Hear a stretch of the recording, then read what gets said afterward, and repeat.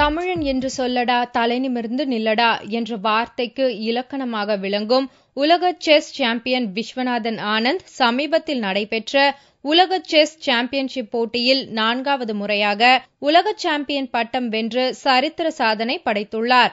ஏற்கனவே 2000 ஆண்டில், 2007 ஆண்டில் மற்றும் 2008 ஆண்டில் உலக சாம்பியன்ஷிப் பட்டம் வென்று தமிழகத்திற்கு பெருமை சேர்த்த விஸ்வநாதன் ஆனந்த் தற்போது தொடர்ந்து 4வது முறையாக 2010 ஆண்டிற்கான உலக செஸ் சாம்பியன்ஷிப்பிலும் வெற்றி பெற்று செஸ் விளையாட்டில் முடிசூடா மன்னனாக திகழ்கிறார்.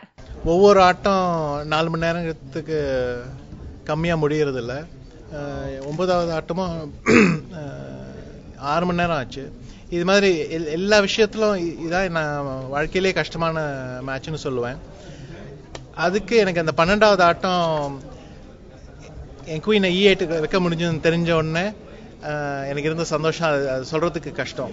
உலக அளவில் செஸ் போட்டியில் முதலிடம் பிடிக்க தொடர்ந்து பயிற்சியில் ஈடுபட உள்ளதாக விஸ்வநாதன் ஆனந்த் தெரிவித்தார். ரொம்ப நம்பர் 1 பத்தி யோசிக்கணும்னு பார்க்கல. ஆனா ஒரு டோர்னமெண்ட்ல நல்ல ஆட்டம் ஆட்டோமேட்டிக்கா நம்பர் 1 ஆயிட முடியும். இப்ப எனக்கும் நம்பர் 1க்கும் ஒரு 15 பாயிண்ட் தான் வித்தியாசம்.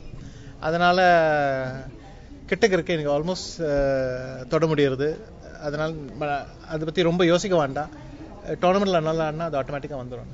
IIT சார்பில் 10 லட்சம் மாணவர்களுக்கு செஸ் பயிற்சி அளித்ததாகவும் தொடர்ந்து 1 கோடி பேருக்கு பயிற்சி அளிக்க முயற்சி செய்வதாகவும் அவர் தெரிவித்தார்.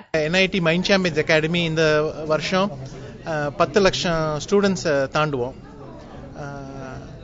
அது எனக்கு இன்னொரு ரொம்ப முக்கியமான விஷயம்.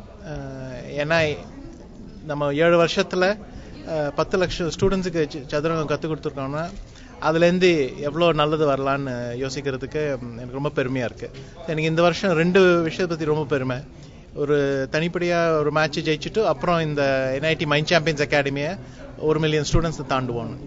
செஸ் போட்டியில் தொடர்ந்து பல சாதனைகளை படைத்து தமிழகத்திற்கு மேலும் பல சிறப்புகளை சேர்க்க நாமும் வாழ்த்துவோம்.